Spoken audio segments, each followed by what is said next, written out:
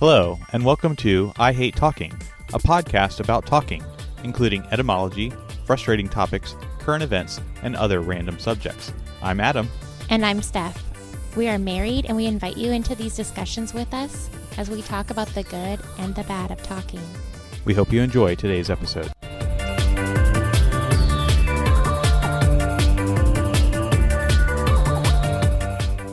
Welcome to episode 34 of I Hate Talking. Hi, everyone. So we're pleased to announce that there is a new podcast coming out. Woohoo! And it is not done by us, but it will be done under the auspices of I Hate Talking. Ooh, I hope that's our word for the day, because I don't know that word. But yes, we are overseeing it and occasionally guest starring in it. And it is by the most adorable little podcaster. And he goes by the nickname Dark A, and we'll be talking about nature facts. Yes, he has always been about science from the youngest age. He was the only way we could get him to stop crying as a newborn, like a baby, was playing the song about the solar system. It was the only thing we could do to get him calm. And by his third birthday, he knew everything there was, it seems like, about the solar system. He could teach adults things. Now he's veered to space. He's veered toward dinosaurs and animals. Right now his passion is geography. So he definitely is a science guy, and he wants to share all his nature facts about science with us. And the show is aptly called Nature Facts with Dark A. Yeah, so you can find it wherever you find podcasts. Look it up. They're very short episodes, and it is literally a small child teaching us about nature facts. And we plan to have episodes drop every Friday. And like my co-host said, relatively short episodes. So just little snippets of nature facts that you can enjoy on your Friday morning. And I will also put in just a little caveat that we don't necessarily fact-checked him. But anytime in the past I have fact-checked about anything, he is right. He reads, he checks out books from the library all the time on science. Anytime he says something and I look it up, I'm like, oh, you were correct. So we are not, at least at this point, fact-checking him. But I actually would take his facts serious with a grain of salt. Exactly. So small children sharing facts. And now you have some large children sharing facts that may or may not be accurate. But we I guess hope they are. Here we are. Sure, we're kids too. Yeah, at heart. But yeah, share the podcast with your family. And if you know kids, especially, would probably enjoy listening to other kids talk about science. I think that'd be super helpful. So we will put a link to the show in the show notes so that you can find it more easily. And then we will move on to our word of the episode on this podcast, I Hate Talking, which is the word auspices. Yes, I don't know that word. I'm excited to learn it. So you were correct in sort of the guess in terms of oversight as sort of giving a definition of that word. It, in the modern context, usually will be used in the phrase under the auspices of, and that is like the phrase that is used that contains that word, and you probably won't really hear it too frequently used apart from that phrase. Yes. Okay. Side note, I'm pretty sure I've heard that phrase you just said. I always thought they said under the office of. Is that true, or is that a completely separate thing I'm hearing? I think you're just making up a word that may be one that's in your vocabulary that is not at all what they're saying. Okay. All right. Go on then. So under the ostrich of what was it? No, we're not talking about flightless birds. It's not the ostrich or emu or penguin or dodo bird. It is auspices. Auspices. Yes, and the spelling is AUSPICES. Pices, Okay. auspices. So it means that it has the frame of reference of patronage, support, or sponsorship. So basically, the authority of some office or Okay. person See? Yeah. giving this other party some sort of power or authority to do something under their name or sponsorship, is essentially what it means. Right. Okay. But have you heard the phrase under the office of? No, I don't think I have. Are they always saying under the auspices of? Auspices. Auspices. Oh no, I can't get that word. Under the auspices. Is that a phrase you've heard? Yes, that's the only phrase that I've heard. So I think I've always heard this then, and since I don't know the word auspices, I've always thought they say office of, like under the office of president or under the office of pastor or whatever. My brain must have always equated that because that's a word I know. Now, it is interesting that when you Google this, that I think maybe even the AI is getting confused because they are perhaps reading some incorrect things from the world of all things text that they are trained upon, because that does actually say that under the office of is a phrase that means reporting to or being subordinate to a Mhm. specific office or position within an organization. Man, I should work for AI. You might do a better job. But when you just Google under the office of, it does come up with some things of not necessarily that idea, but office of under secretaries. So the actual title being under Hmm, in the title of that person. okay. Does auspices come up in that whole thing? Yes, if you Google under the auspices of, you get tons of results. And that is one of the things that we'll be talking about because the etymology of this particular word is actually quite interesting. Mhm. Okay, teach me.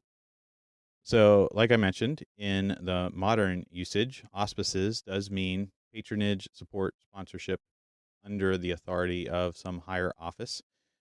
And that will typically only be used, at least in things that I've heard and read, in the phrase under the auspices of. But the original word comes from the Latin, from the word auspex, which means observer of birds. And Like an ostrich. What? so No? I do not believe that the etymology in any way relates to the actual word ostrich, but it comes from even further up in the etymology history of the word avis, which is Latin for bird, and spectre, which is Latin to look, and those were put together and made into the Latin word auspex, and then came to be used as auspicium, and then auspices in the modern day English. Wow. Now, the reason that this is interesting is because why would sponsorship or authority being delegated have anything to do with birds?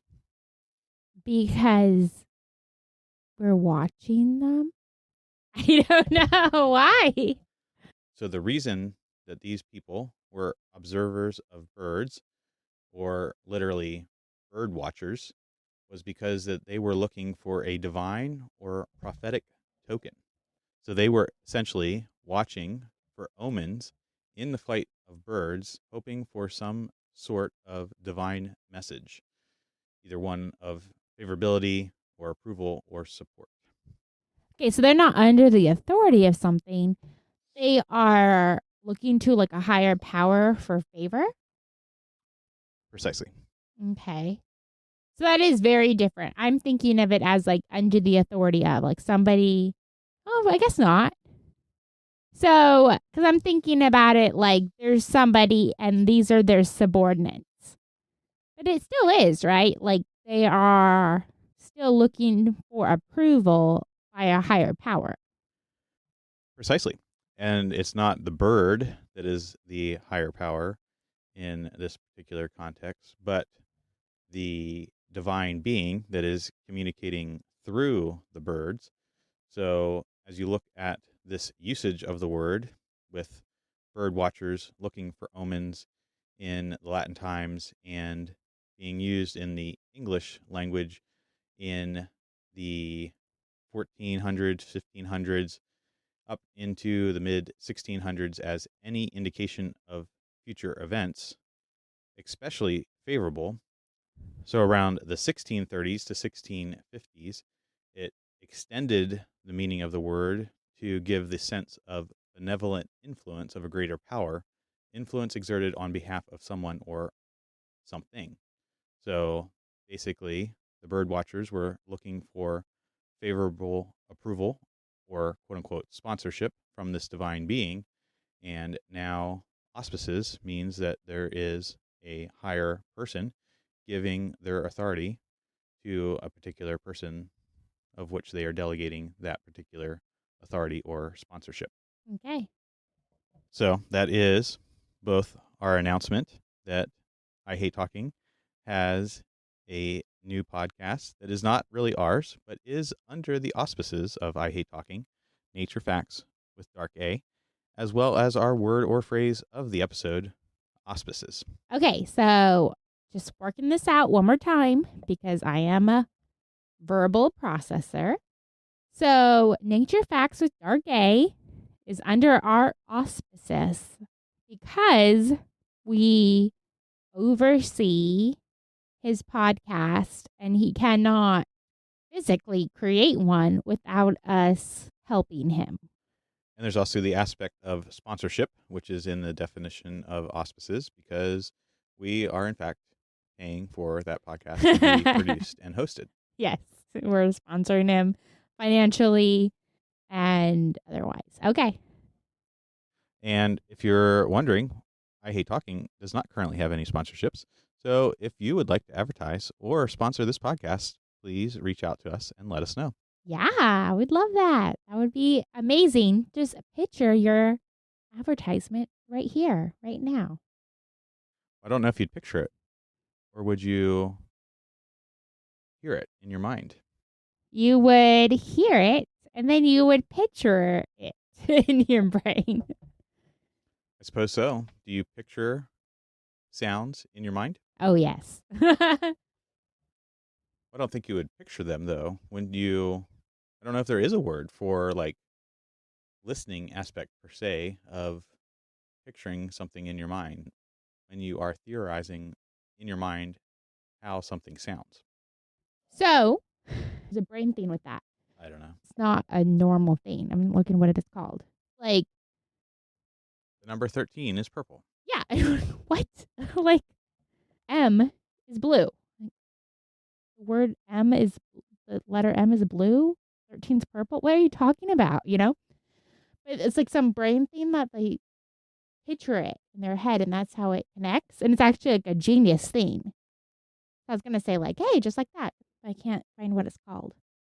Well, maybe we'll have to do some research on this particular topic because it sounds like we are very ill prepared to talk about that in the remainder of this episode, but perhaps a future episode. We can cut this out then and talk about it another time. Or you can tease it because this would be like a teaser for the upcoming episode on the phrase that we don't even know what it's called. It might be called... It's not even loading. This. Synesthesia. Why won't it even load? Right, because you didn't picture it in your mind, so AI didn't know what you're looking for. Yeah, I think that's it, right? It's like 3 is apricot. So. Okay, well, our little podcast host, Nature Facts with Dark A, actually has undiagnosed synesthesia. Even at a young age, he would be like, the number 2 is the color purple. Like, what are you talking about? He'd be like, or the letter O is lavender. And talking to other people and stuff, there's an actual thought process. And we'll talk about this later. We'll research it more, maybe, if people are interested and we can figure it out. He sees the world in colors like that. and at a very young age was really good at math because he saw them not as numbers, but as colors. So as you're saying this, it's perfect because we're talking about this little podcaster that loves science and sharing information with the world. And he does see pictures in his head when you're talking to him. Well, there you go. I wonder what color somebody's ad would be on our podcast. I instantly thought green. I don't know why. Is that because it's money? Is that, or it's my favorite color? My favorite color is green. I'm not sure. I pictured purple because that is the color of all our iconography as well as our podcasting studio equipment and software. It's not your favorite color, right? But you've actually always been interested in the color purple. Your drink you're holding right now is purple. It is. Okay, let's talk about that. Where does your deep love for this color come from? I don't know if I, as a child, had a deep love for colors. I was actually, as a child, enjoyed telling people that my favorite color was gray when they would ask what my favorite color is in the typical, getting to know a little child. What's your favorite color? What's your favorite animal? Blah, blah, blah, It's such so a on and so random forth. color. And I think I did it in part because it was so not normal that people would be sort of thrown off that my favorite color was gray. But it also was one of my favorite colors. And a lot of my current dress, as well as in my childhood especially, was very colorless and a lot of grays and blacks and so on and so forth. Mm-hmm. Yeah. And still to this day, we always tell people your favorite color is gray. It's just interesting to watch their reaction because it's not a typical color people gravitate toward. And then there was probably some time in my early teen years that something switched and I did enjoy other colors and especially wearing other colors. A lot of bright, bold oranges, maybe some reds were in there. Not so much purples or anything in that color spectrum, but definitely a lot of orange.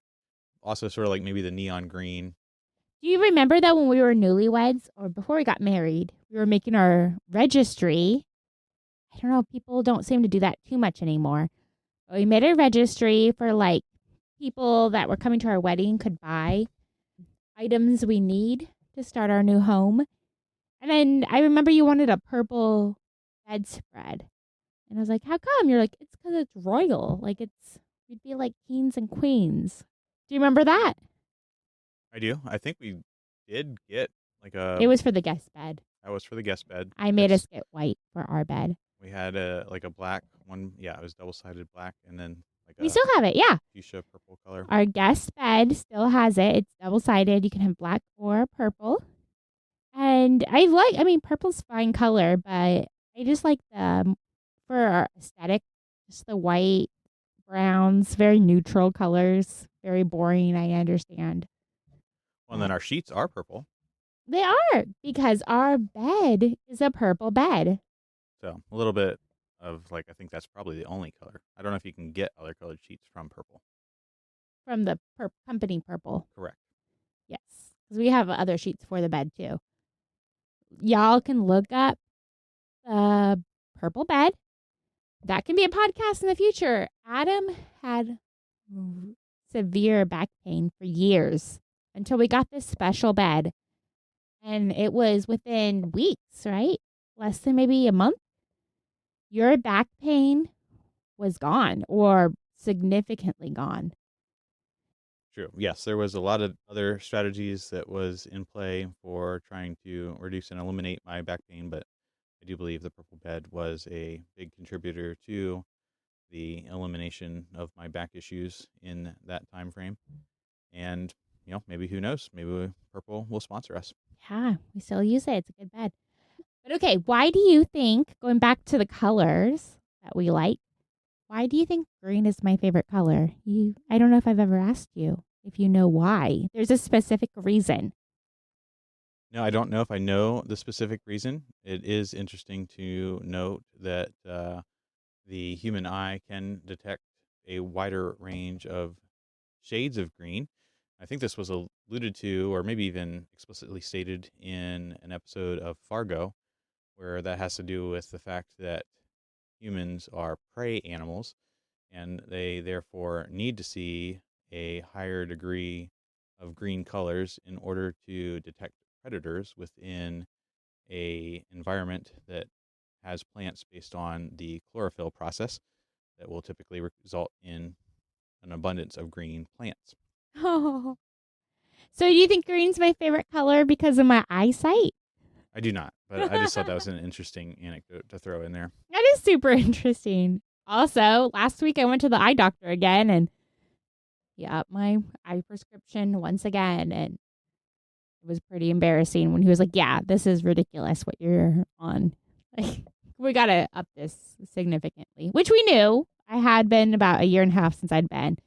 We knew my eyesight had gone worse, but it is not because of. It's not because of being safe from predators. No, I'm not too worried about that. We're in my little home here.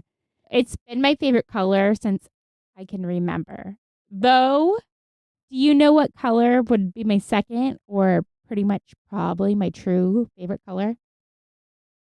I would say purple. Yeah, so I definitely gravitate But towards. you're wearing a purple sweater right now. I definitely gravitate towards purple or a pinkish, not the bright neon pink, but the lavender pinkish colors, purple colors. I probably feel like they're more actually my favorite.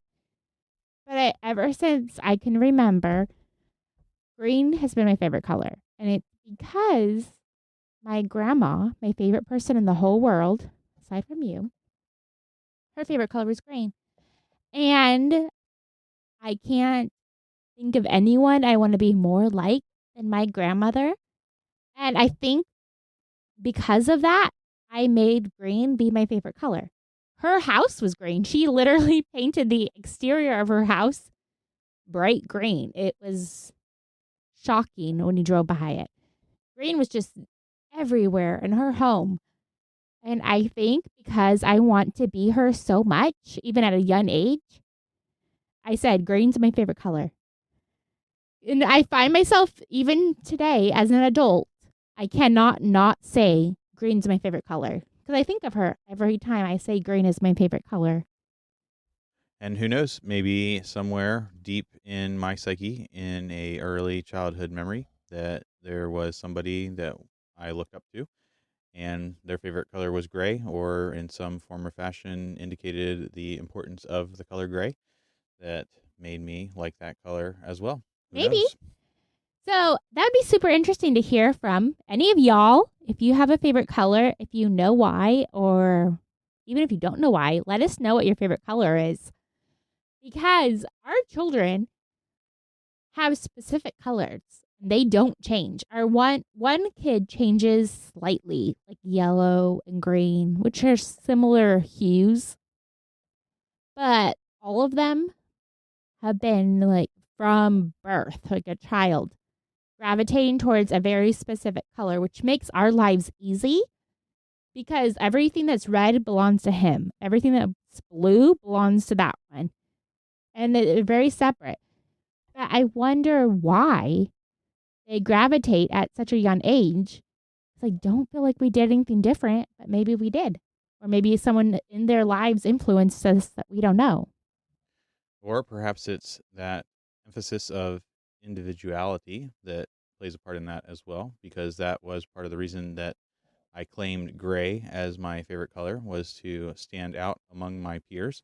And likewise, it is interesting to note that of our four kids, that none of them are the same color, and that they, in some form or fashion, seem to have claimed their color in a different color scheme from any of the other brothers. That's true, because they want to stand out. Is this going back to when we talked about how subconsciously I'm trying to fit in with people? If subconsciously I want to be my grandmother, so I want to like what she likes, where you don't want to be like people, so you like gray because your average person doesn't like gray. I don't like that I want to fit in so much. I don't want to be so adaptable. But also, side note, everyone in the world should know my grandmother because she was an amazing person. So that may play a part in it. However, you'll maybe be happy to know that green is not the most common favorite color. Is it? Can I guess? Don't tell me. Is Okay. it blue? It is blue. Okay. I had my college roommate. I remember we all chatted about this at one point, and she said blue was her favorite color because there was no ugly shade of blue. And I loved that. It's true. My answer was, I don't know, I like green because my grandma liked green. But there are really ugly shades of green. But I loved her thought process that there's no ugly shade of blue. And that is some of the popular theories on why blue is the most popular favorite color, is that it is typically associated with universal experiences like clear skies and clean water. And so, to your point, there is no ugly blue color and is actually associated with cleanliness and good experience. What is the most hated color? Can you figure that out? What would your guess be? What is the most disliked color? I would guess sort of like a putrid yellow slash Like a mustard yellow or like, no, like a vomit yellow. is that yellow or is that more like green? It is almost green, but I would classify it more as a yellow. Okay. So, according to Wikipedia, there is a specific Pantone color, 448C. It is described as a drab, dark brown and informally dubbed the ugliest color in the world. So, that is. And what's it look like on the hue? So is it like a brown, like chocolate brown? Or what tone are we talking about? Well, we'll put it in the show notes as well. Right. I would Oh, it's like classify. a greenish. It's got like a green tone to it. It does have a little bit of a green. I would classify it in the brown color Like scheme. newborn poop. But That's the color of newborns. Huh. I don't particularly find it like offensive.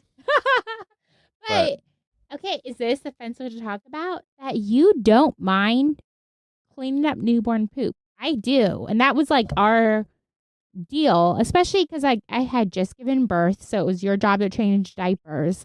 If y'all have ever had a baby or just prepping you for when you do, a newborn has a very specific type of a diaper that comes out in their diaper, and I hate cleaning it. I don't mind when they're a little bit older, but that newborn, a day or two old, but you don't mind it, and it is that color. I suppose so. I'll have to see if I can find a color of what I'm thinking of as I'm picturing it in my mind. This color. Poop? Because we can't share that. No, I'm saying this sort of yellowish, greenish. What you think people hate. That is what I guessed, because I would have, I guess, erroneously thought that perhaps my most hated color would be in the majority. But I guess as I reflect on that, that would not make sense because my favorite color is far from the majority. So, is it that yellow shirt I wear? Is that the color you're picturing? I can't picture the shirt, but it's probably why I can't picture it, because I just can't bring it in my mind, because I would find it so offensive. I haven't worn it in years, but I'd wear it and I'd get tons of compliments, and you would always tell me you hated it. Y'all, to Adam's credit, he is so kind and very complimentary. I'm not trying to bash him at all. I had a specific shirt he hated me wearing. I don't even own it anymore because I got rid of it because I know you hated it so much. But I got compliments every time I wore it. And it was mustard yellow-ish, maybe a little more brown than mustard yellow. Is that what you're picturing? Yes, that's the color. So I personally thought you just hated the shirt on me. You just hate the color. There's something about that color shirt. If I ever find that shirt in a photo, I will maybe even put it in the stories to share. But do you know what I'm talking about now that I'm talking about it? Yes, I believe that is you perhaps hated it. Even the color that I'm thinking of. Maybe that's why I didn't like it. I guess so. The reason I remember it is because I always got compliments when I wore it. But I knew my husband hated it. So it was like this hard back and forth between do I want to make you enjoy what I'm wearing versus somebody else. I eventually gave it away because your opinion matters the most to me. Indeed. So perhaps some content that we can consider next time for a future episode on synesthesia. And as we wrap up this episode, in case you're curious, the purple drink that I was consuming this particular episode was a IPA from the makers of beer at Wicked Weed Brewing called Pernicious IPA. It's very good. And do you like that? The logo and all that? Does that appeal to you? The purple color does appeal to me. It also has a lot of sort of strange looking plants that are outside of the norm, which will perhaps also be a future episode that we can talk about in terms of how non-standard nature things are beloved by older generations. All right, sounds great. Wait, before we leave, are we an older generation? No, right? I do find myself associating with things that are typically used to describe older generations. I feel like we're at the cusp. We've talked about this before. We're at the cusp of like just stepping our toe into the older generation. And I'm not having a crisis about it, but like, I don't believe it until I talk to someone younger. Then I'm like, oh man, we're old. But the sandwich generation is what I'm experiencing right now. That sandwich generation where we have older parents and young kids, and we're in between dealing with both. But we're not old yet. Perhaps some things we can consider on a future episode. Sounds good. So, from your friends at I Hate Talking, and until next time, remember, it is only through talking that we begin the journey to understanding.